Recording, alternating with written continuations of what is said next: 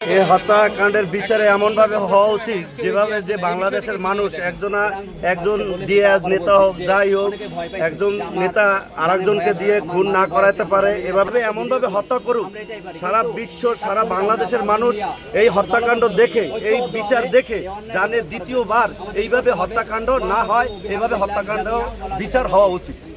যা শুরু হয়েছে আর এই দেশে মনে হয় না যে কোনো সরকার আছে, তাহলে এটা কি হইলো? নির্বাচিত সরকার কি দেশের জনগণের পক্ষে যেটা করণ লাগবে এটাই করতে হইব। দেশের কি করুম? জনগণ মরে গেলে দেশের জনগণ মরে লাইলে মানুষ রাজনীতিতে কি করবো? বাংলাদেশে আর কোনোদিন না ঘটে। এই ঘটনাটা আসলে মর্মান্তিক।